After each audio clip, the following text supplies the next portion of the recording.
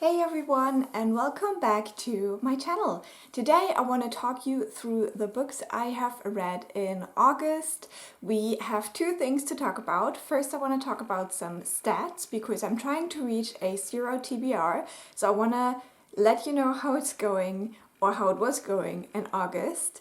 And then we're going to talk about the individual books that I've read and I will give you some reviews. So let's start out with the stats. First of all, I started out the year with 47 books on my TBR. In January, the TBR went up quite a lot, and so we've been working our way down again. Then I started August with 44 books on my physical TBR, and this is the number we're trying to get down. Now, the numbers that are important to see whether we have achieved anything in August is the number of books I've read, I've bought and I've borrowed, because that is kind of what brings the TBR up and down. So we're gonna start out with the number of books I have read, and that was actually quite successful in August because I managed to read 9 books, or to finish 9 books, which is quite good. I usually average around 7 to 8 books, so 9 is quite good for me. Then for the number of books that I have bought, that was 3, and I think all 3 of these were audiobooks that I have bought to read immediately, so that's completely fine by me. And then for the number of books that I have borrowed, I borrowed 4 books in August, but I did this little thing, you've probably seen it, my ultimate booktube video, where I borrowed 4 books and then I chose 1 to read. So I have decided to return 2 of those unread, and I will keep 1 for October. So 2 will be returned unread, and I also had previously a book that I returned unread when I went to the library that day. So that will go into the calculation as well. And then the last number we need is the number of rereads, because obviously that is not a book that went off my TBR, and I had 1 reread. Now we take it all together. We started with 44 books. We read 9, we bought 3, we borrowed 4, we returned 3 unread, and we had 1 reread. Now I know the math is a little bit complicated right now, but I promise you, we ended the month with 40 books. Now this is a little bit sad because I was really hoping we would go under 40, but I think it's still really good. I feel good about it. We're now getting the number down from where we started the year, which is very good because I will probably also get some books for Christmas. So I want to make some room now because we know the number will go up again before the year is over. So 40 books on the TBR at the end of August. Now we've talked about the stats, we can get into the individual reviews of those 9 books I've read.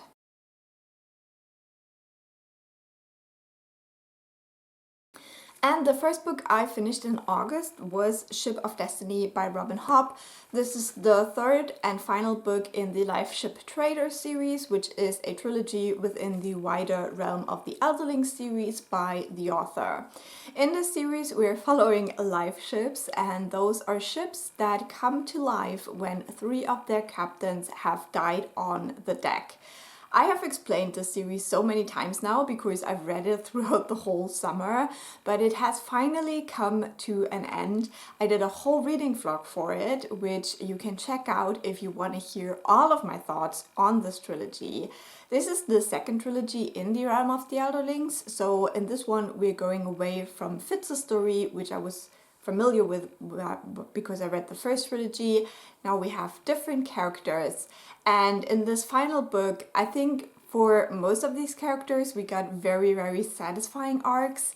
There's one character in particular where I wasn't happy with the way their story ended. I talk a lot about that in the reading vlog, so I'm not going into it here. I think overall Hobb is a fantastic fantasy writer, and she just struggles with the typical 90s fantasy problems that especially female authors of the time have when it comes to representation of sexual violence against women. So in the end, I decided to still give this book 4.5 stars because I think as a fantasy book, it was so successful and satisfying, and there was just so much going on in that final book. There's also this like, you know that some of these characters will pop up again later in other series, so that I think is very intriguing to think about who it might be and where they might be when they pop up again. So yeah, I'm just excited to continue with the Realm of the Elderlings. Not this year though, next year. But yeah, this series was a success for me. The next book I finished was a library book that I have already returned by now, and that was A Tall History of Sugar by Curdella Forbes. In this book, we are following a young boy who was found kind of in the reeds as a baby, and he has very light skin. The skin is also very sensitive. He gets hurt and bruised very easily because of that, and he grows up in a black community. I think it was set on Jamaica, and this story of his life is basically told through a girl and later woman who is kind of his twin. They just have this like very deep bond from the moment they meet as children, and then it grows into a love story in a way. Now, this didn't really work for me story-wise, and I think mostly because I really did not enjoy reading about that female character, and I found this whole like twin thing turning into romance a little bit not my taste. Like, that's not how romance works for me personally, so I couldn't really identify with that. I think that the boy's Moshe's story was very, very interesting, especially as he grows into a young man and then goes searching for his father, and just the way that we follow his life was so much more interesting to me. And I just really didn't like the parts where the girl/woman was in during his life. So in the end, I gave this 3.5 stars. I think it was an interesting read, and I definitely learned a couple of things that I didn't know about, but the story just didn't work for me overall. Then the next book I finished was an audiobook, and it was a very short one because after finishing Robin Hobb's longest audiobooks, I just felt like something very quick. A YA horror called Katzenjammer by Francesca Zappia. And this is a horror YA book that explores the consequences of bullying. We're following a young girl. We don't really know her name. She doesn't remember her name, but everyone just calls her Kat. And Kat is in her school, and she cannot leave. Like, all the windows are gone, all the doors are gone. They're just all stuck in the school. The teachers are still there, but they're not really animate anymore. And the students, basically there's two kind of students. There is some students that have changed, and Kat is one of those. And then there are students who haven't changed. And for Kat, what has happened is that her face kind of turned into this cat mask, so she doesn't really have a face anymore. And yeah, we're kind of exploring why these children are stuck in the school, what's going on, and then also there's a bit of a mystery because some of the changed children are killed, and we're trying to figure out who's killing them and why. I really enjoyed this book. I think it could have done a little bit more with the theme it was exploring, but I think that the ending was quite powerful, and I gave this one 4 stars. It is very short, but I thought it was very, very interesting in the way it explores bullying and what can happen if someone gets bullied all the time. Then the next book I finished was also an audiobook, but also one I've done a reading vlog for, and that was The Pretty One by Keah Brown.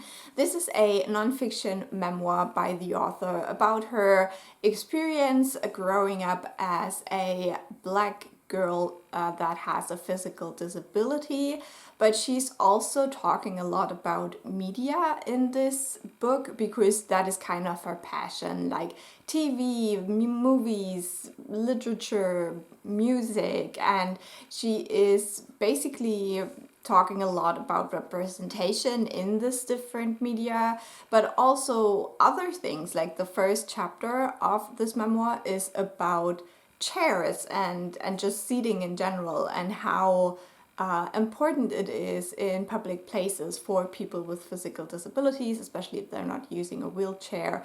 So yeah, I really enjoyed this memoir. If you want to hear more of my thoughts about that, I did a reading vlog about nonfiction books about disability, which unfortunately didn't got very many views. This is a bit sad to me because this is a topic that I feel very passionately about, and so I hope more people will watch it. I will definitely link it down below, so please do me a favor and watch it and read these books. I really enjoyed this memoir as well. I gave it 4.5 stars. It wasn't a complete 5-star for me, just because I'm not very good with the like American media of like the 90s and early 2000s. I just grew up more on anime, so some of these like TV shows that were talked about in this book I didn't really know about, or also the movies. It has a lot about rom-coms and romance, which is just not a topic I'm very interested in, and I don't know many rom-coms. So I think if you're more into these kinds of things, this book will be even more relatable and fun to read for you.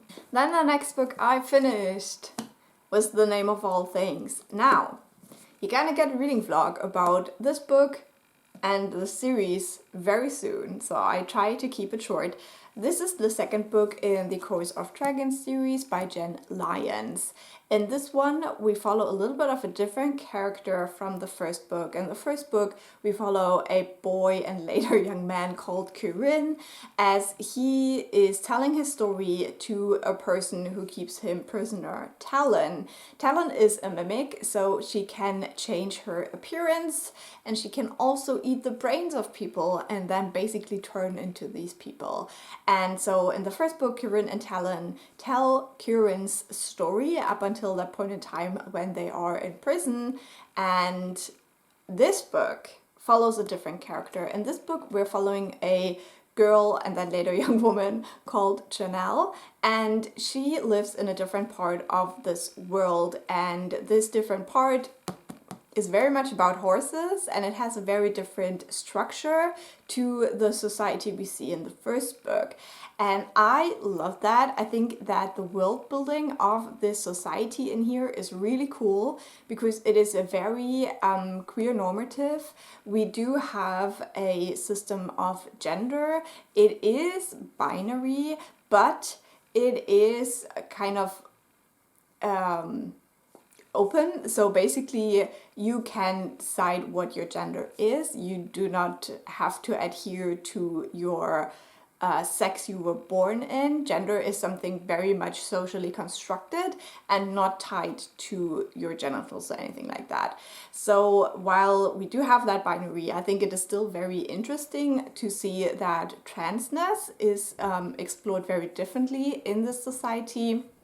If you are trans, there is a way to basically get your sex to match your gender, but it is not expected at all. It's just a personal choice if you want to do it or not. And also, sexuality is very open in this one. We already saw a society with a very open sexuality in the first book, and Keah, because of the way he was brought up, struggles a little bit with that. In this book with Jenn, we have a main character who really embraces that, and yeah, it's just very fun to read about a society like that. That's the first half of the book. The second half of the book, we go into a different country that is very different from that.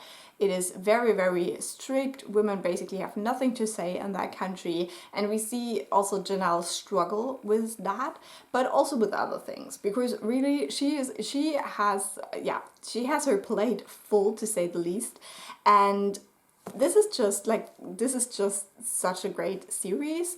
I really enjoyed this book. I enjoyed it more than the first one. I gave it 4.5 stars. I think this does some things much better than the first one because we just start smaller. We also have Janelle with some characters she already trusts, so we can trust the side characters more than we did in the first book when we saw Kieran, who basically gets thrown into situations where he has to trust people he knows nothing about, and so we kind of feel wary of them all the time as well. So I think I had a much better time than with the first book in this one, and I would recommend this series. It's really good, you guys. Then the next book I finished, I also did a complete reading vlog about, and that was my library edition of the Ultimate Booktube video, and I read The Girl Who Fell Beneath the Sea by Axie in that one, and this is a YA fantasy that is Asian inspired. I think it is Korean inspired, and we have our main character whose name I've already forgotten. Mina. And Mina sacrifices herself to the sea god because her brother's lover is supposed to be like the official sacrifice, and Mina wants to save him from that heartache, and so she jumps instead, and she gets to the sea god's town, city, the sea god's place, and she realizes that something is really, really wrong with the gods. Now, the reason she sacrificed herself as well is that she has seen how her people suffer because the gods don't protect them anymore, and she wants to help. She wants to find out what's going on. She wants her people to be safe again.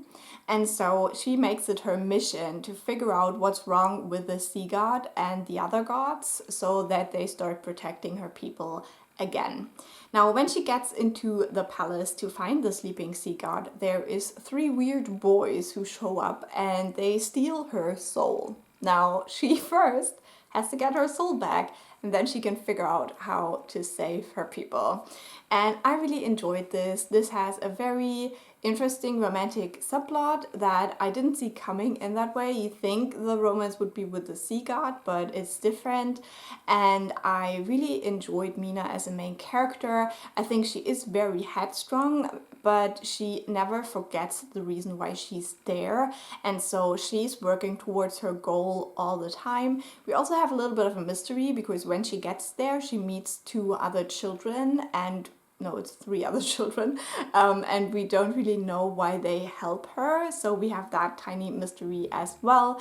And just overall, I really enjoyed this book. I think if you like stories where a human girl falls in love with like an eternal being and just like this star-crossed lovers thing, you will probably enjoy this. The only criticism I really have is that this is YA, and I think we could have explored things a little bit more deeply if it would have been adult and longer, but that isn't really fair criticism at all, you know. So yeah, I really enjoyed this book and I would recommend, and I gave it 4.5 stars. Then the next book I finished was my audiobook When the Reckoning Comes by LaTanya McQueen. This is an adult horror story. We follow a black woman who gets invited to a wedding by her childhood best friend who is white, and she's getting married on a former plantation that is near where they grew up. And so our main character is like, should I really go? But then something happens. She gets a call from a third friend they had as children, and that kind of convinces her to go because she wants to see that third friend again. Now, with this book, you have to keep in mind that I listened to this during my vacation, and on my vacation I just didn't listen to audiobooks as much as I do in my normal everyday life because I was just physically reading a lot more, and I think the story kind of suffered from that I only listened to it in like small increments basically. So I gave this book 4 stars. I think that it has a goal and it achieves the goal. I think it could have been scarier. At the same time, I did get nightmares from this once, so keep that in mind as well. Maybe don't listen to it right before you go to sleep. There is these chapters in between that are told from a different perspective than our main character, and those are creepy, but I just wanted it to be more creepy in the end, I guess. But yeah, I liked the message and the way it goes around telling the story. I think what I didn't quite expect is that it is much more about these three characters, these three former childhood friends and their relationship, than it is about this plantation and about like any kinds of ghosts or like hauntings you would expect from that. So as I said, I think this book achieves its goal, but I just expected it to go into a little bit of a different direction. And I gave it 4 stars and I would definitely recommend it. I just wish I would have listened to it at a different time to give it more of a fair shot. And then on the last day of August, I finished 2 more books. I finished reading The Memory of Souls by Jenn Lyons, which is the 3rd book in the Chorus of Dragons series. Now, I've talked about Corinne and Chanel. In this book, our gang is getting together. So we have multiple characters who now come together, who we've met in the previous 2 books, and they're now going on their mission. This book is full of like betrayal, of figuring things out, of going into the past, of piecing things together and being wrong and being betrayed again.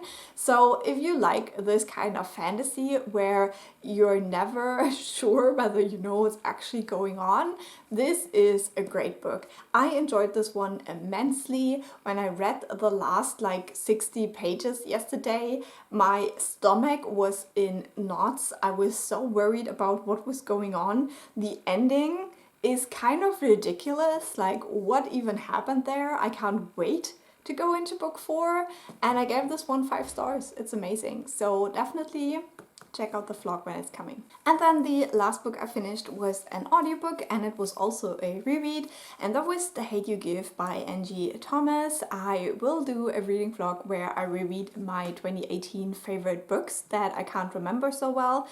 And a couple of months ago I did some kind of a recommendation video where I wanted to mention this book, and I realized I couldn't really remember what it was about in detail, so I thought it would be a good time to reread this book.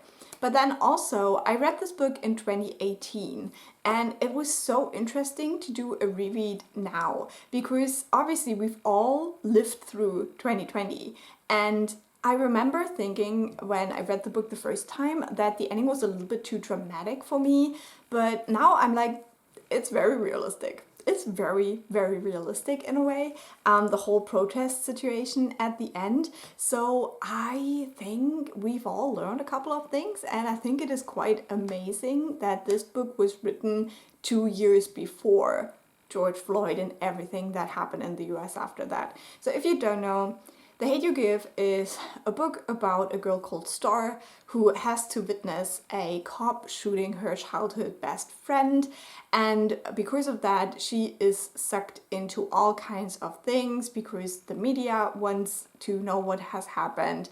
There is like the cops who want to know what has happened, and the DA who wants to know what has happened, and so a lot is going on, and Star just has to handle it. She's 16, so this is something that she should never have had to experience, but we're experiencing it with her. And I think the strongest part for me still is the beginning, where we explore that grief that Star feels because she just lost her childhood best friend, and she has previously also lost another childhood best friend, but when they were literal children. So she is dealing with that grief, but also with a kind of guilt that she feels because she hasn't been that close to this childhood best friend as she maybe would have wanted.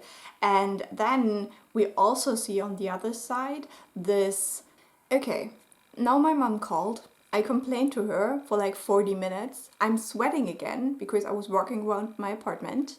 I have no idea what I was talking about. So great stuff here, great stuff. I was probably very eloquent, but I was talking about The Hate You Give and basically just saying I really enjoyed it. I think I was talking about her grief on the one hand, and then her like pressure, or the pressure on her to behave on the other hand, to have even a glimpse of hope of justice for her friend, and how that was dealt with in the first part of the book. I really enjoyed seeing. The rest of the book is still not my favorite, but I think it's just an important story to tell.